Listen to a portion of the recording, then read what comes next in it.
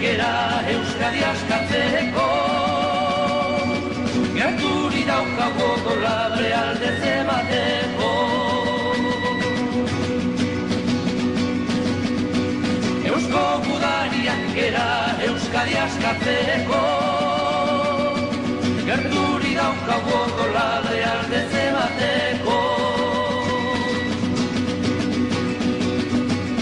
Irrintzi bat entzunda menditon torrean, guazen gudarira nokik urriñan atzean.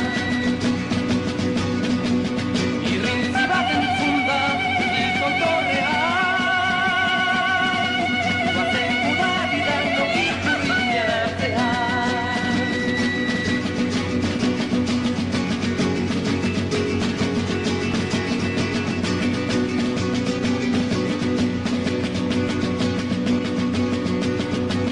Eusko gudariak gera Euskadi askatzeko. Gerturi daukago dolabre aldez emateko. Irrintzi bat entzunda menditon torrean, guazen gudarira nokik urriñan atzean. Guazen gudarira nokik urriñan atzean.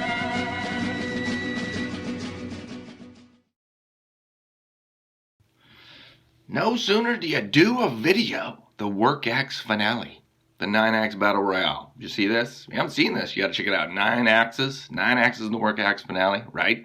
One of which was the Yaregi Basque axe, an incredible axe. An incredible axe was in this finale, right? Was narrowly defeated by a little mini race axe I made, right? A Kelly Perfect mini race axe, okay, with a racing handle. And that was the only complaint. The only complaint I could find on the Yaregi Basque axe, was the handle. The very thin, slip-fit beach handle on the axe is different, unique, powerful, and fun, but compared to, a racing style handle with a conventional hang, the Kelly Perfect came out on top. It came out on top, right? And so I did this video, right? And our Basque viewers lit a fire. Right? They were over there in the Basque country saying, who is this Yankee flapping his gums, right, about the handle, okay? We solved that problem in 1925. They got a solution. Of course they have a solution. The Basque have a solution for everything. They just don't share it with the rest of us, okay? And so some Basque viewers got in touch with Jose Ramon Yaregi, the Lion of Urnieta. Okay? The last of the Basque axe makers who makes these wonderful axes by hand. They must have got to Jose Ramon and said, Jose, they got this American over there, he's talking trash about the handles. And Jose said, send him the racing handle. And so they did. Much to my surprise, completely unsolicited. I knew something was afoot because of some messages on Facebook from the Basque viewers that something was afoot. And so this beautiful axe shows up with a special construction for testing in the axe arenas. But I do think we have some new viewers, some new subscribers to the channel who may not have been immersed in the world of the Basque axe thus far. So let's review the history from an earlier video about these axes, right? So you can catch up on what's going on here, all right? Axe friends, doing research for this video, I found an amazing story. Every Basque axe today is made by one man, entirely alone, in the town of Urnieta, in the autonomous community known as the Basque Country, which is part of Spain. Yaregi is the family name. Artisan axes is what the family's been making since 1926. The family's been making axes by hand for 3 generations and established its name and reputation by making race axes for a sporting community totally unknown to us. This is a whole other world of crazy all-day feats of endurance, complete with colossal trees, pit crews, town squares, massive crowds, and some sweet shopping pant options, I gotta say. Men cried, women fainted, and fortunes were made and lost in glorious contests of skill and strength.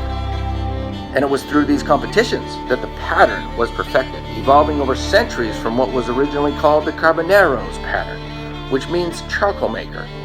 But what did a charcoal maker do? Fell and buck trees all day long. Sadly though, it's the same story all over the world. Where once there were hundreds of Basque tool makers working the craft at every price point, now there is only one maker, still preserving the traditional pattern and all the innovations discovered during 150 years of 50 log contests in your best competition tank top. And that man is Jose Ramon Uregi, the last of his kind, the last of the Mohicans, axe friends, the only one hanging in there preserving the old ways against all odds. The man is an axe saint, an axe Jedi. I am so inspired, I created an award. Jose Ramon, you are the first recipient of the Bushcraft Sisyphus Axe Effect Lifetime Achievement Award. Well done. No words really. And you get this video, sir. You get this video. So there's the story, axe friends. And as I said, all right, the production model of the Basque axe, all right, was narrowly defeated in an axe arena, all right, the work axe finale. And so we now have a modified version of that exact same axe, okay? This is the exact same production style head. I want to make that clear. This is not a racing competition axe with a racing competition head. That is not what we have here. They make those for the competitions, but this is a production style head, okay, that has been built in more of a racing style with a new handle that we're going to take a look at. Starting with the head, it is the same weight and size of the production model we used in the other videos, but the grind is a little different. The extension's a little longer. The bit's a little longer, about 1/4 of an inch longer. And it's definitely flatter. The grind is flatter through the cheeks than the sculpted round bullet shape of the production axe. Also has a safety pin in the now conventionally hung eye. Yes, we no longer have a slip fit head. But look, these ovalized eyes, these are unique, okay? So it makes for a unique hang. And I just want to say, I want to go on the record, I love this hang. I love this hang, okay? You know, I can't make the axes we sell like this. That's not what's expected from the consumer. But from a functional point of view, this is beautiful. This is beautiful work. And any of you viewers who buy the fancy axe, you know you buy a fancy axe, you get it, and there's a 1/32 of an inch gap, right? In the bottom of the eye or in the top or something. And you wonder, hey, is this an issue? I will now give the universal answer. The universal answer is no. It is not an issue. But the big difference in the tech is in this super knob handle. Look at that knob. That's incredible. Rough finished, this handle, okay? Feels great though on the beach. It feels good, feels really good. I am told that this handle was designed by Florin Nazabal, 6-time Basque champion. How cool is that? 6-time Basque champion, bringing out his own handle for the type of competitions that they have over there in the Basque country, okay? And the main critique I had of the original production handle was it was so thin. It was so thin at the end, right? Because it had to be slip fit, had to get through, so it had to be a very thin handle. But this handle is a laminated handle. Look, it is expanded well beyond the size of the ovalized eye. You could not use this as a slip fit, okay? But now it's completely biomechanically addressed this problem in a really spectacular way. So I cannot wait to get this out into the trees, right, with some axes. And I think a rematch is in order. This is how it works, right? It's a rematch, a challenge to the existing champion. So let's get it back out with our mini work axe, the Kelly Perfect, a great axe, right? But I want to see how this new handle changes the equation. So these two axes are very similar in the head weight. They're both about 3.1, 3.2 pounds, all right? Pretty similar in length. And honestly, at first, the Kelly Perfect, all right, my mini race axe, felt a lot more familiar. It felt a lot more powerful. It felt like I remembered it, okay? And I thought for a while that maybe it was just going to win, quote unquote, right? Doing a good job, accurate, powerful, okay? A great axe. And the Basque axe, even with the new handle, it felt a little different. It felt, maybe it wasn't awkward, but it felt different. It's a very thin handle, very interesting palm swell, all right? So as I first started out with my chopping style, I didn't think it was doing as well as the Kelly Perfect. You know, it did not feel like it was as powerful, and it wasn't getting the kind of control I wanted out of the axe. Is honestly how I felt. But as I used it more, right, and got the feel for it, I realized that there was something really awesome going on with that exaggerated, curvy knob at the end. It's a different grip. And what happened is that, as I just, started to relax, I realized how much I grip with my forearms, how tightly I grip with my forearms when using a racing style handle. Okay, so like on the Kelly Perfect or a thicker handle, I grip that pretty good. And there's a lot of pressure and a lot of tension in my forearms. And it affects the whole swing, right? It affects my whole swing. It affects my body mechanics and the whole thing. I'm just used to it. I just do it. That's what you do. You hang on for dear life, okay, and try to throw as much power into each cut as you can while still being accurate, right? Accuracy cuts the wood. Power strokes the ego. Accuracy cuts the wood. That is so true, right? And so sometimes I got to dial it back and got to relax. And as I really relaxed my swing with the Basque axe, I realized how effortless that grip can be. It does not take much to hang on to that axe and have a really good feel for it. In fact, it seems to the feel and the control and the sensations of the axe improve the more relaxed you are. So you really just let those arms, right, those forearms and the wrists and the hands and all that just be smooth and fluid. The Basque axe transformed as a chopper. It really did. And, just in mid-swing, not in mid-swing, in mid-cut, I could feel a difference as I started to relax and let the momentum, let the speed, the head speed, do the work on its own without my muscly arms, all right, affecting it. And that realization kind of turned out to be a game changer. It really did. And made me reflect, in fact, truthfully, so, Basque competition choppers are endurance athletes, right? They're endurance athletes. They're out there for hours, okay, chopping, tens of thousands of strokes over many hours, all right, to get through 20 logs or 50 logs or whatever, versus, timber sports, current timber sports, that is a power sport. That is a race. What is the world record now? Like 14 seconds, 15 seconds. These are 20, 30, 40-second completely 100% efforts where, everything's engaged. And that's true across all sports, right? You have power side of sports and you have the endurance side of sports. And the endurance side of sports so often is an efficiency battle. It is just efficiency over the long haul, okay? No one stroke, no one hit is going to make the difference. It's the cumulative effect of many.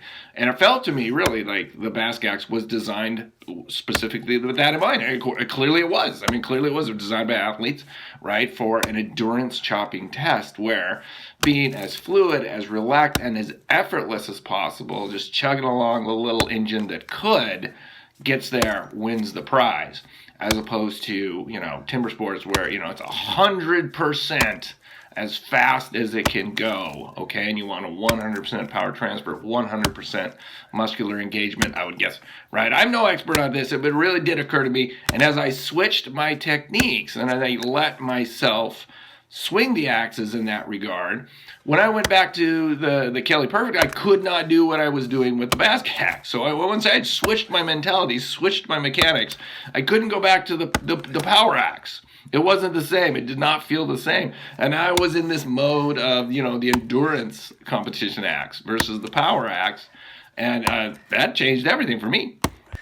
So I would say, in a nutshell, the Basque, competition racing handle is not a sprinting handle. That's not right. It's not a power handle like a racing handle is, right? It's very different. It's an endurance and it's an efficiency machine.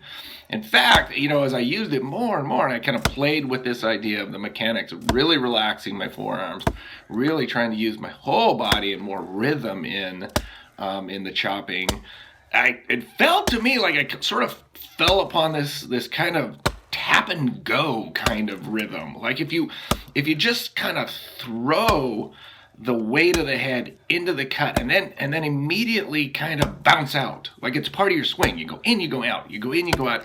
If you got in this rhythm, even though it increased your tempo, well, there was no stickiness at all. Like that axe would just pop right back out. That axe would go in right where you wanted to hit it and come right back out. Okay, which is very different the way I swing the Kelly Perfect. More like I'm sending home a missile to just stay in the cut, and then I kind of rock it out. All right, this was a little different technique I had going here. I'd love to hear from Basque choppers whether there's something to that. But it seems like this tap and go. You peck it and get out fast. Extremely efficient. Well, I don't know about you, axe friends. That was really interesting. That was really interesting and not the result I expected at all. Really, I'm surprised. Maybe I'm on the maybe I'm just making shit up. Okay, it's a pretty amateur channel, but here's what I think's going on. Let's get the true temper up. Kelly Perfect. This is a full-on competition race handle. That's what this is. Okay, I just put it on this, jersey pattern, true temper Kelly Perfect, right? Because it's awesome, and this makes a cool little mini race axe, right? 3¼ pounds up here, but that's a racing handle. And I'm guessing this is a very traditional, established, preferred design for a maximum effort sprint. Okay, right? I mean, this is designed for maximum power for what, 20 to 60 seconds. That's in that about how long in all the timber sport events the actual chopping takes place, right? 20 to 60 seconds. That's how long you're hammering away with this thing. Okay. And it's designed to be just rock solid, awesome, hard. But there's a requirement there. I don't want to call it a requirement, but through this test, I realized that you got to hang on to it. It's part of the thing. You got to hang on to this handle, okay? And when you do it, it gets very efficient, and it's nice. It's nice and chops well. Now, the Basque axe, that's a whole different deal, okay? And when I started out, it was a little awkward, right? It just, I don't know. It wasn't awkward. It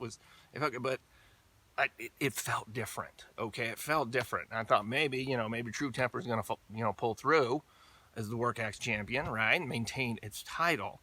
But basically what I started to do is I started to realize that this handle has a job to do, that this grip has a job to do. And I started to just let it do its job. And it's almost as if it released me from the requirement of hanging on to it, which you still have to hang on to it. Okay, don't read too much into this, but this is so easy on the forums. Once you just let it go, once you let it just get it in there, it's almost effortless to maintain your grip and control, much less than is required on the big racing hand. I didn't start; that came as we were chopping, and then I kind of discovered, wow, if you just relax and you kind of flow a little bit. Boy, those long extended chops with this just great, solid, easy grip feel were very effective. And I'm like, whoa, look at that. That's a lot better. I'm chopping a lot better. Then the whole thing, and I tried to capture that. I don't know if I'm onto something. I just, in my mind, I was imagining kind of like how I had seen the Basque athletes, chopping wood. Because these are not 20-second sprints. These are 10-hour marathons. These are, they're in arenas all day long, taking breaks, eating sandwiches and stuff, right? With pit crews. It's a whole different deal, right? And I just started to do that, just get in that flow, and eventually just happened upon that, I don't know what to call it, that tap and go kind of thing, like tap, boom, and you kind of whip it in, whip it out, whip it in, whip it out, whip it in, whip it out. And his handle's perfect for that. It's just perfect for that. It's just, I don't know if I know what I'm doing. I'm simply saying that once I realized that, the whole contest switched. It was just like, whoop. The Basque axe was crushing it and throwing chips quickly and fun and easy, and I could not get back into the race handle. When I would go back to it, it felt very awkward. It really did. It was like, I go back to this, that's not what I want to go back to. This, whack, whack, whack. It was a good time.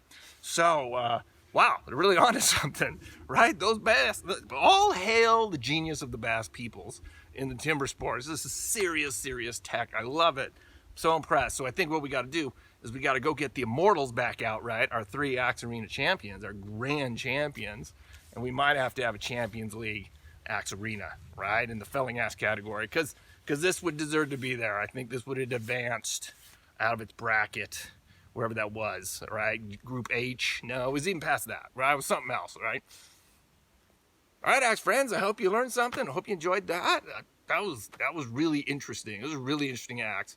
So I'm glad you could join me. Tune in next time. We're going to keep doing this axe science. Man, we're discovering the deep knowledges, the deep axe lore. We'll get there, even though we know nothing. Eusko gudariak gera euskadi askatzeko Gerturi daukago doladre aldez emateko